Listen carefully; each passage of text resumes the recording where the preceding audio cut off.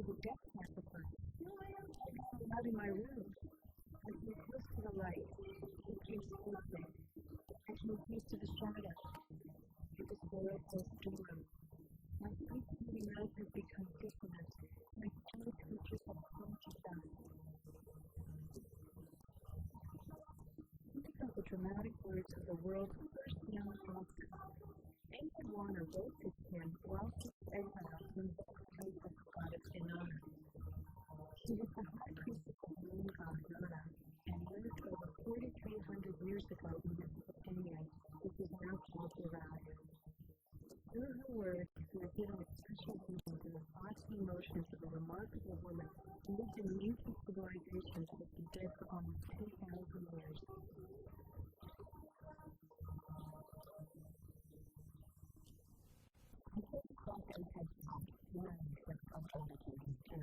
The first working part, I went into a rural dialogue because she is considered founded on the stories of the past and present generations. And she is the woman who played a pivotal role in the dreams of the world.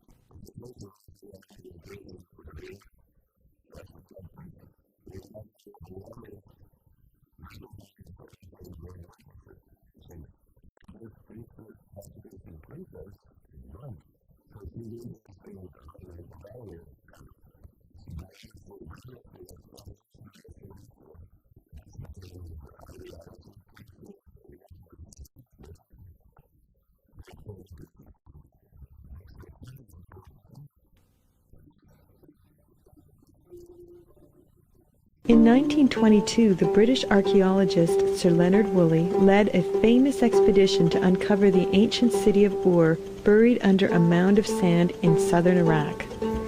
Ur was a center of Sumerian civilization that flourished along the Euphrates River, not far from where it met with the Tigris. In the third season of work, the excavators found an alabaster disc in pieces in the temple of the goddess Ningal. When the pieces were put together, an inscription appeared on the back. Enheduanna, true lady of Nanna, wife of Nanna, daughter of Sargon, king of the world. In the temple of Inanna Zaza, a dais you built, and dais, table of heaven, you called it. The excavators had discovered the portrait of Enheduanna, high priestess of the moon god, Nanna. Although the disc was badly damaged, we are extremely fortunate that Enheduanna's features were well preserved. The disc had remained buried for thousands of years while storms, rain, and dust battered the mound at Ur. Enheduanna is the central figure on the disc. In Sumerian art, the round form is unique. The Enheduanna disc almost certainly is the top of one of those tables that is actually shown in the disc, one of those ritual stands. We are very fortunate to know what Enheduanna looked like. This is the only artifact with her portrait. She wears the sacred fleeced wool garment known as the 𝃶𒁺𒀶🀶. Her hair is in 3 short braids at the side and hangs loose over her shoulders. On her head has been restored the distinctive rolled brim hat, a special headpiece of the end priestess known as the Aga crown. But a high conical hat seems to be depicted on the pre-restored disc. Polos hats were worn by the priestesses in Mari, in the northern part of Mesopotamia.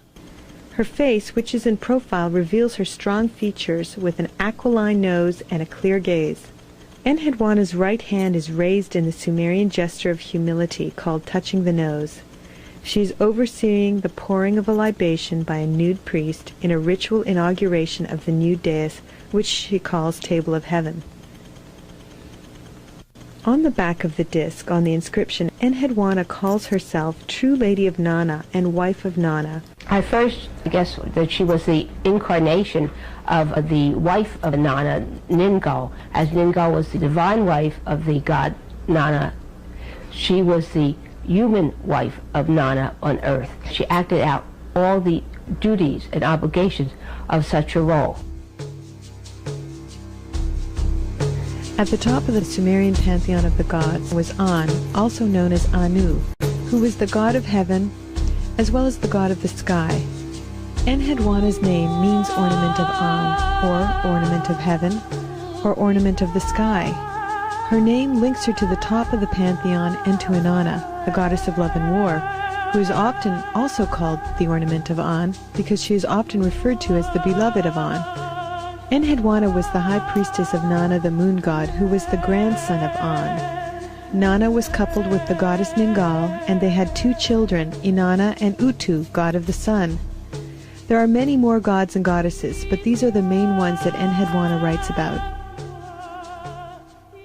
Oh no, definitely Inanna was the goddess of Uruk. She was probably more powerful at the end of the 4th millennium than she was at the end of the 3rd millennium, because the male gods were encroaching on her positions in different ways.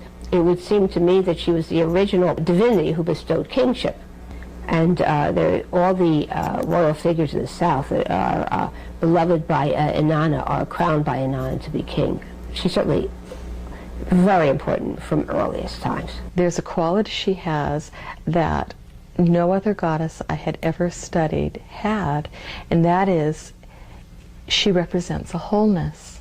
She represents all the attributes of civilization, the Mays, the May of priesthood, the May of priestesshood, the May of all the crafts, the May of sovereignty, all possibilities within civilization she holds and gives to her people. Inanna is the bringer of the day. She's the goddess who first lights the day just before the dawn. She's the goddess who signals the end of the day, and then she just begins to light the night. If you look into Greco-Roman culture, you'll see that Aphrodite, Venus, also is the evening star. In focusing upon her more ferocious aspects, I think she created, if you will, the perfect goddess for her father Sargon, because his focus was upon mastery of his kingdom through war. He was the warrior king par excellence.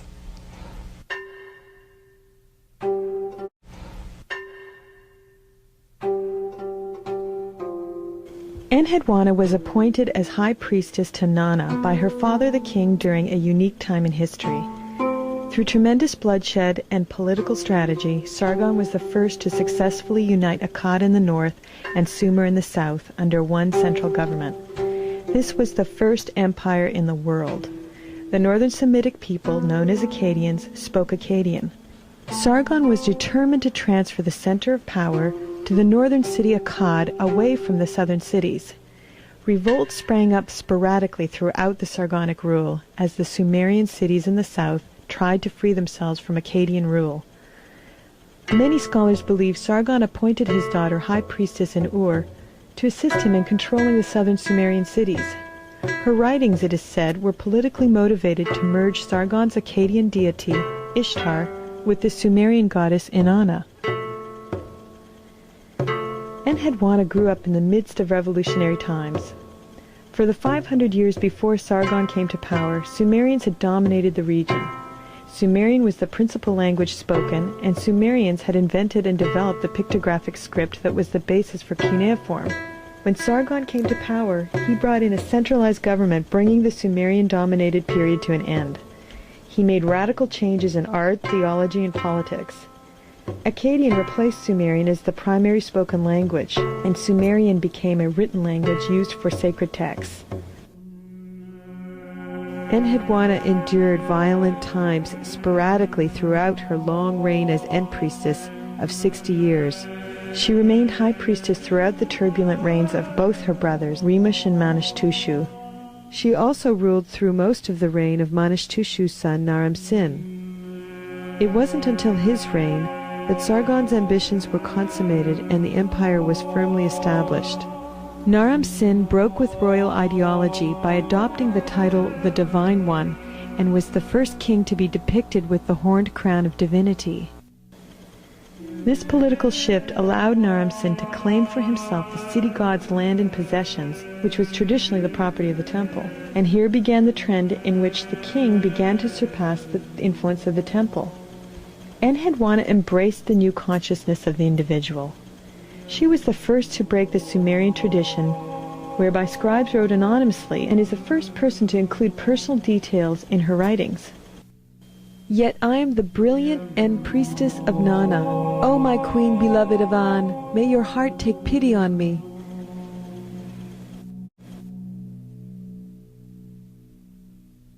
En means lord or lady. Sumerian's a wonderful language because it's not gendered. And that means that En can be a woman or a man. All temples had a male and a female. If the god was male, the high priestess would be female. If the god was female, then the high priest would be male, and it would be called En.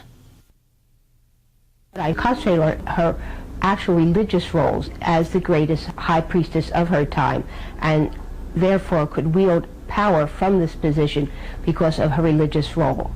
And this was just ignored, that she was such an important figure in the religious circles. Enheduanna's influence was felt throughout the empire, but her life was focused at Ur.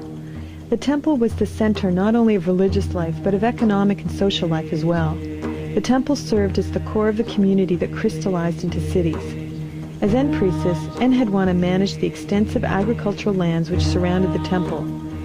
Her title as En refers to the priestly management of the fertility of the land.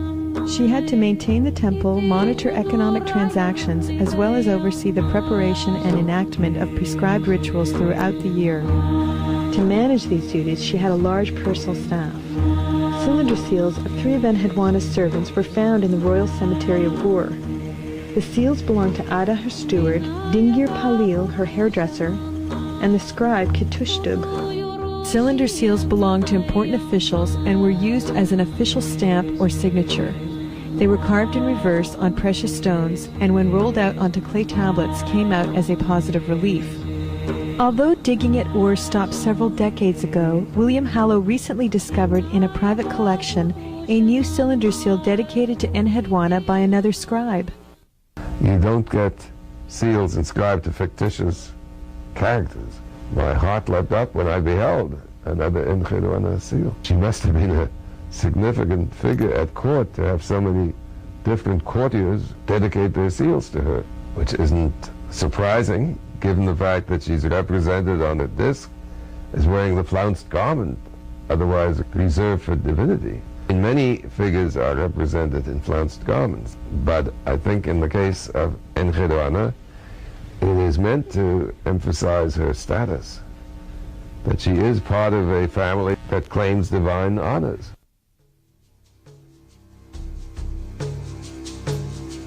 The temple precinct of Ur was comprised of Nanna's temple, Ningal's temple, the storehouse, a palace, and the royal tombs. The temple of the moon god in the northern section was a raised temple during Enheduanna's time. Nanna means moon in Sumerian.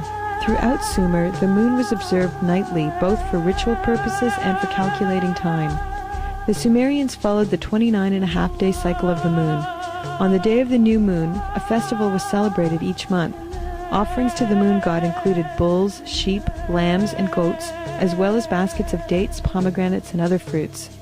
To Sumerians, the appearance of the new moon in the sky resembled the crown or horns of Nanna.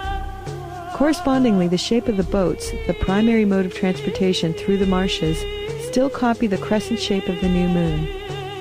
During the Akitu festival at the New Year, Enheduanna traveled up the river with Nanna's statue on a crescent moon boat called the Boat of Heaven.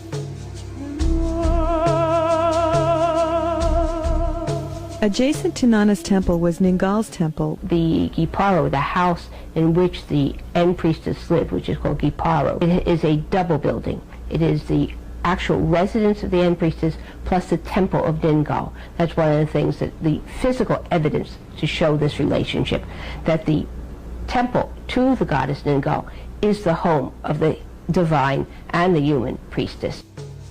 As the human embodiment of Ningal, one of Enheduanna's primary functions was to oversee the care and feeding of the goddess Ningal. In Mesopotamia, deities were believed to reside in their statues. These statues were holy and extremely powerful and could only be approached by specially trained priests and priestesses. The goddess Ningal was revered for her participation in the sacred marriage ritual with the moon god. Every day she was offered meals of beer, flour, bread, and meat, all of which was carefully recorded on clay tablets. She was adorned with jewels and clothing woven and manufactured in the temple workshops. In the temple, you have Besides the divine cell where the statue of the goddess was, you have next to it a room with a bed dais, and on that bed was probably performed the sacred marriage between the divine Nanna and the human Ningal. We have physical evidence that it took place.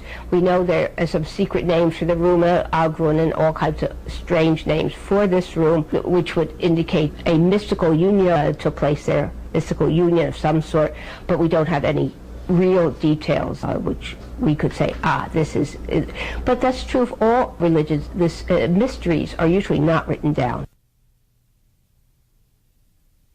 Inanna is the participant in the sacred marriage. Inanna is love and lust personified. And in Judeo-Christian theology, we tend to think of love and lust as very separate, and lust isn't very good, and love is fine, but it should be more abstract and more mental. In antiquity, love and lust were merged, and the sex act was a very wonderful, loving, procreative, society-healing act. Almost certainly, Enheduanna would have been a medium. It suddenly dawned on me one day that what was going on in the sacred marriage was a case of possession. Priests and priestesses dress like their deity because they are stating that they are the deity. For the purposes of the Ur society, Enheduanna would have been Ningal on earth. That's why she's called Goddess on Earth. Dingir. What happens when a woman, a medium, is possessed by a spirit? That spirit is there, absolutely vividly there, and the people can talk to that spirit. The woman's voice talks. Women who are used to being possessed by deities, in Korea, for instance, and in China, and in the Candomblé in Brazil, the Afro-American religion in Brazil, they can get possessed just like that, just fall into trance. I think that as long as she's in that hat, she's dressed as High Priestess of Nanna. She's not incorporating a goddess. The minute she has the hat on her head with the horns, she is a goddess. She couldn't go around incorporating the goddess all the time. It's totally exhausting. It takes some of these women days to recover. They had a way of indicating that she had done it and was able to do it again. And one of the signs was the hat with the rolled brim. So that when people met her, they met someone who had been goddess and will be goddess again. So they treated her specially. The minute she incorporates goddess, she dresses as Ningal.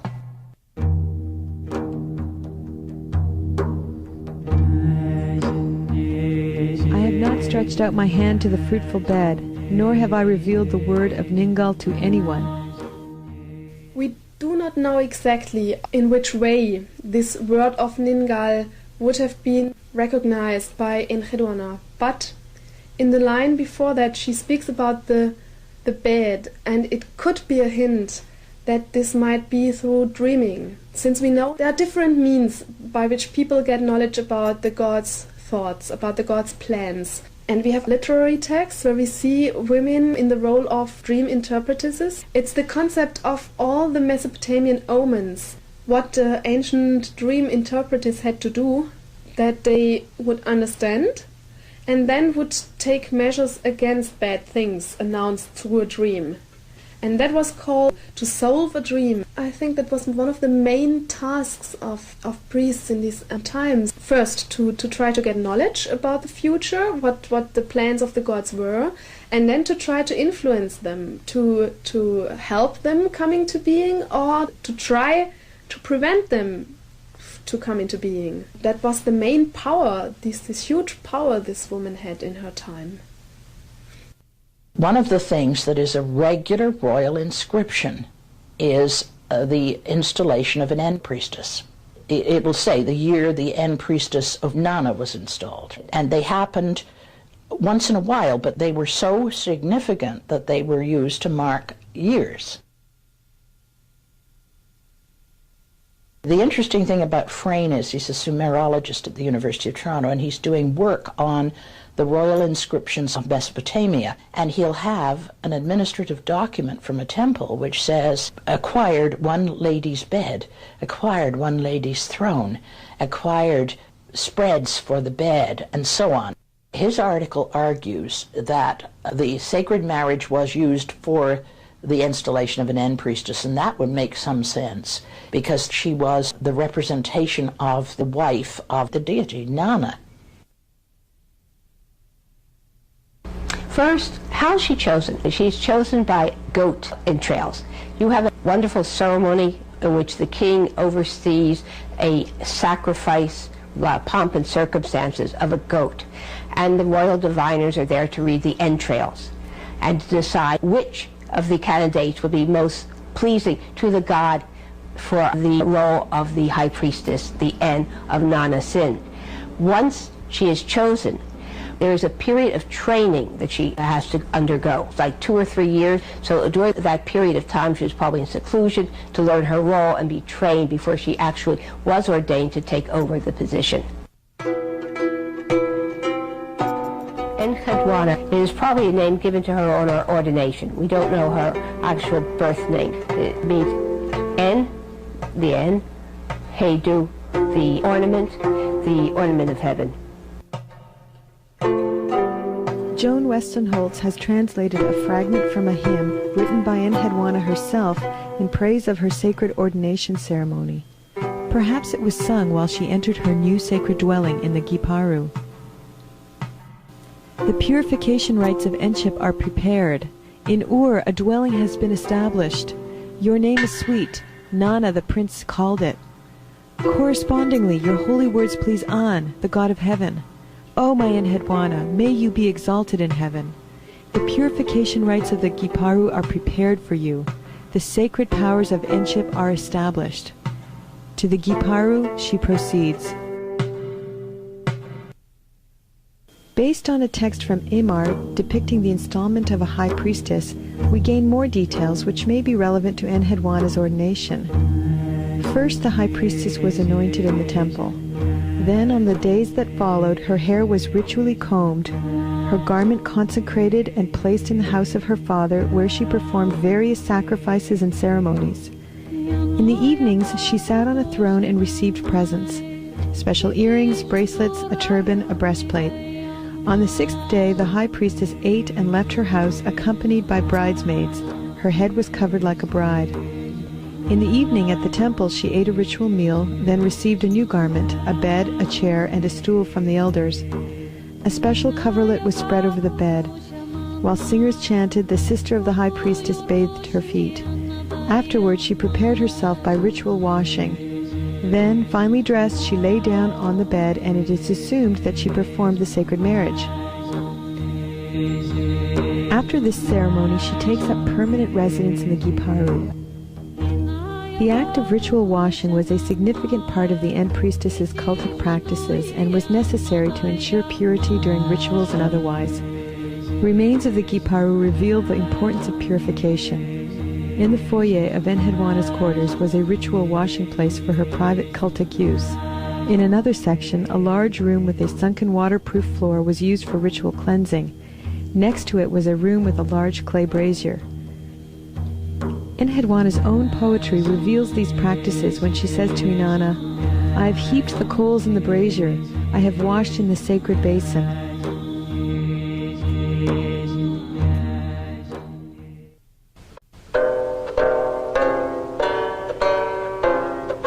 In the history of writing, Enheduanna comes very early. So far, we know of 6 compositions written by her around 2250 BCE. She wrote 3 long hymns to the goddess Inanna, a cycle of 42 short hymns to the temples of Sumer and Akkad, and 2 short hymns about her priestess role. Although Enheduanna was Akkadian, she wrote in Sumerian cuneiform.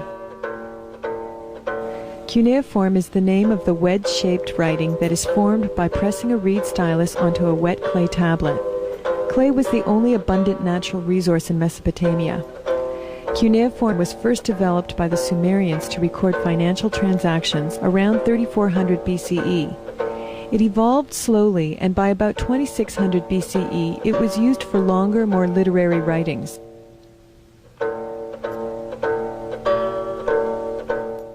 What precedes Enheduanna in Sumerian literature is nowhere near as elaborate, as sophisticated, as carefully structured as her poetry. It's the most beautiful, moving poetry we have of the 3rd millennium BCE. It's the only poetry basically we have of that length from that period. Enheduanna's most famous poem, called 𝒃𒁺𒀭💾, means Lady of Infinite Divine Powers and refers to the goddess Inanna. William Hallow translated the poem in 1968 and wrote the first book on Enheduanna. Since then, many more copies of the poem have surfaced. The process of working on 𝒃𒁺𒀭💾 was very, very interesting because there are almost 100 different ancient tablets of this text preserved. So a huge amount of copies of this text from different ancient cities. I tried to see every single cuneiform text all around the world. I had to go to museums in England, France, USA and Turkey.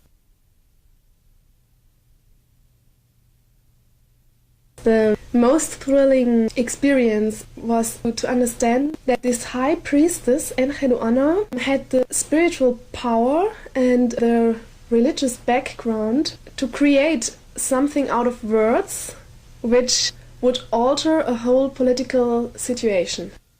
During this huge conflict, of which Naram-Sin himself tells us in one of his inscriptions, where he says he had to fight 9 battles in 1 year, which is very, very hard. During that rebellion, there was this high priestess, Enheduanna, and she held the most important religious office of her time. She stayed on the side of the central power and not the city where she lived in, the city of Ur, which was on the side of the rebellions. So she had to stand the attacks of the new city ruler, which was named 𝒃𒁺𒀭💾, and whom she mentions in her poem, which is very unusual in a prayer to have a problematic, hostile person named. My fate with Suen and 𝒃𒁺🀭💾, reported to An. May An resolve it for me. Reported to An immediately. An will resolve it for us. So here we really have a window opened into the history, into the real history of the time. And through her words we know that this 𒃃𒁺🀭💾 tried to get her to support him, to become legitimized by her. All the while, upon entering as if he were the companion, he approached me with envy.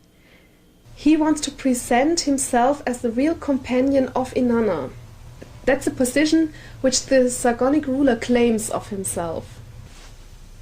But she refused, and because of that she was exiled, banished out of the city of Ur. And she tells about that in very moving words, which is also very exceptional to have something like that, a description of being exiled in such an ancient text. It's so much telling about things as they happened. And she is still in this catastrophe. It's in the middle of it. Queen, the laments were struck up over the land. Your ship of wailing should be left behind in the enemy land. And because of my fate-determining song, must I die? I, my Nanna, has cared not for me. In the rebellious land they completely and utterly destroyed me. 𝒃𒁺🀭💾 most certainly has not passed a final judgment upon me. Did he speak it? Does it mean anything? Did he not speak? Does it mean anything? After he stood there in triumph, he expelled me from the temple. He made me fly like a swallow from the window. My life was consumed, and so I must go to the thorny undergrowth of the enemy land. He tore the rightful Aga crown of Enship from me. Handing me a dagger, he said, "This is now your ornament." 𒃃𒁺🀭💾 had no right to throw her out of the 𒃃𒁺🀭 and of her position. Obviously, she would not kowtow to him and support him in his bid against her nephew. No matter how many changes of rulership, when it went back between Larsa and Isin, the daughters of the kings continued to rule under their enemies. You did not remove an end priestess from the position of end. She was untouchable. And so this is very strange what we find here. All the right remains with Enheduanna. If she was in the right, there's no question about it. One of the clues in my working on the poem 𝒃𒁺𒀭🈾 was that I found out that Enheduanna uses a special concept of a legal case, of a lawsuit. Gods create the human history. So if the gods have decided Naram-Sin has the right to rule the empire longer, he will rule longer. But if the other side is correct, the side of 𝒃𒁺𒀭🈾 and the other city-states, then they would win. So it seems that, and we can read that in Enheduanna's words, the other side, 𝒃𒁺𒀭🈾 of Ur, had made the claim that the god Nanna had spoken that the city belonged to him and his servant 𒃃𒁺𒀭🈾, and not to the Sargonic kings. And therefore he had the right to rule this city. And what Enheduanna did is that she did not accept this sentence. She said, this was not the final sentence. 𝒃𒁺🀭🈾 most certainly has not passed a final judgment upon me. Did he speak it? Does it mean anything? Did he not speak? Does it mean anything? There might have been an oracle of Nanna, but it's not the final judgment. The final judgment lies not with Nanna, but with the god of heavens, Anu. So she quoted another oracle, an oracle of the god Anu, a sentence where he said, The lady will tear away the destiny of 𝒃𒁺🀭🈾. At her feet lie hostile land and flood. This woman is truly mighty. She will make the town tremble before her. And the woman could be the goddess Inanna and could be the high priestess Enheduanna. So that meant that Enheduanna, that the Sargonic side were right in their claim to have the power of all these cities. And that Enheduanna spiritually had the right and she had the duty to help this sentence coming true. When she was exiled, she went away to another temple and tried there, through her prayer, song, holy words, and the parallel religious rites, to alter the situation. My queen, beloved of An, I will announce you all of your wrath. I have heaped the coals, prepared the purification rites. The 𝒃𒁺🀭🈾 stands ready for you. Will not your heart calm down for me? Since the heart was full, too full, great queen, I birthed it for you. We know that Naram-Sin and his troops, they won the fights, these 9 battles in 1 year. And Naram-Sin, he says, by the love of Inanna, I won these battles. And I think that people of the time thought that by the spiritual power of Enheduanna and by the power of the troops and Naram-Sin, this situation was won. So these two things, the religious and the political perspective, they belong together and are not dividable in the ancients' perspective. The queen, the strong one, the ruler over the gathering of the En, she did accept her prayer and sacrifice. The heart of fate-determining Inanna has turned to its place. The light was sweet for her, delight was spread over her. Full of abundant beauty was she. Like the light of the rising moon, she too was clothed in enchantment.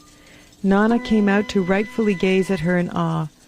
He and her mother Ningal blessed her, and then the gatepost said unto her, Be hailed! What each said to the Nugig is exalted.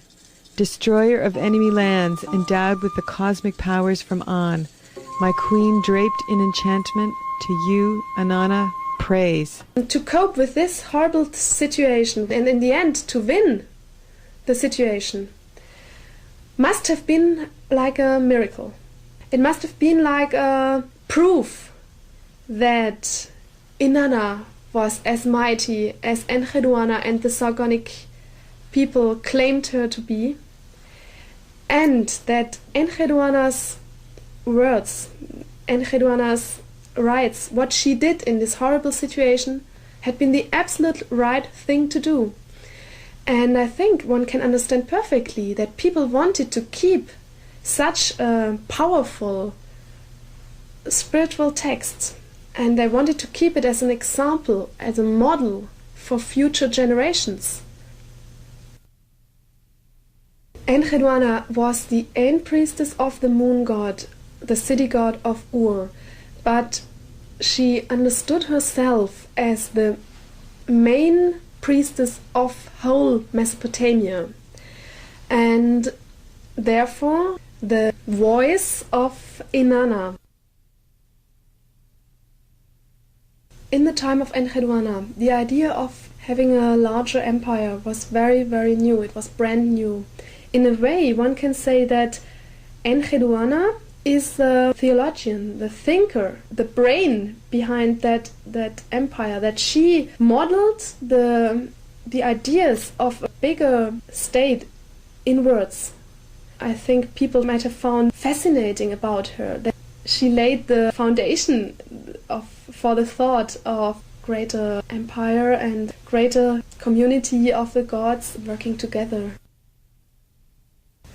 Since the heart was full, too full, great queen, I birthed this song for you. There's evidence of the High Priestess being a leader of a choir, which indicates that she sang with a choir, and so she probably performed them publicly also. What was said to you at midnight, the cult singer shall repeat it to you at midday. It actually says in the 𝒃𒁺𒀭🈾 that it should be sung, so we do have evidence that the song was sung, and she wrote it down to be sung. I think they probably were sung as part of the tribute to the goddess Inanna. I'm trying to set some of her poems to music, and very recently experimenting with the harp, trying to figure out how some of her poems would have been sung, because I'm quite sure that in antiquity the poets, the bards, sang their poems. It didn't just recite them. Music is inspiring, it's easy to listen to. It provides mnemonics, ways of remembering lyrics, whole stanzas. I think there's a tremendous connection between the Neolithic cultures, which were probably pre-patriarchal, and with the Near East and cultures much, much later, because we can find elements of the most prevalent iconography of the Neolithic, the bird and the snake, all the way through the Near East into classical age Greece and Rome, Scandinavia, the Baltic countries. For example, Inanna has wings. On the Sumerian cylinder seal, she's always winged. And there are poems invoking her which talk about her spreading her wings and flying. Well, the dress of Mesopotamia also, I think, echoes this bird goddess, because the dresses, layers, seem to resemble the plumage of birds. We have, in fact, got a large amount of material from Mesopotamia from prehistoric times into the Neolithic, which is clearly continuous. I mean, Inanna's eight-pointed star appears in the Neolithic in Mesopotamia. Inanna may have originated from a fierce mother goddess of the Neolithic time, which would establish a link between Enheduanna's time and a pre-patriarchal time. Inanna is often portrayed on a throne with lions at her side, or with her foot on a lion, very similar to the Neolithic mother goddess with panthers at her side. The lion, in fact, is an animal associated with Inanna and adorns the walls of the Ishtar Gate in the Babylonian temple dating around 600 BCE. Although Enheduanna lived in what is considered a patriarchal time with male gods dominating the pantheon, many goddesses were worshipped, including the goddess of writing, Nisaba, whom Enheduanna praises at the end of her hymns. In fact, it has become apparent that at the beginning of Mesopotamian recorded history, the pantheon was dominated by goddesses. During Enheduanna's time, there was still a prominent and necessary place for women in the different cults, in contrast with the major religions of today, which have not allowed women in priestly positions for the last 2,000 years. In these early days in Sumer, absolutely normal to have a woman in the highest religious position of the society. So In a way, she was as important as the king himself, or even more important, since she had the powers to talk and try to influence the gods, who were the real kings of history. 𝒃𒁺🀭💾 witnessed the great belief of Enheduanna in Inanna and in the might and the power of Inanna, although everything looked opposite way. And that became a model for future generations, and if you like to, until today. The model of not giving up, keeping your faith. I am the radiant End Priestess of Nanna, my queen beloved of An. May your heart be calmed for me. It shall be known, it shall be known, Nanna has proclaimed no decree. It is yours, is what he has said. That you are as high as heaven shall be known. That you are as wide as the earth shall be known. That you always stand triumphant shall be known. That Nanna has not proclaimed the decree. That he has said, it is yours. My queen, it has made you greater. You have become the greatest.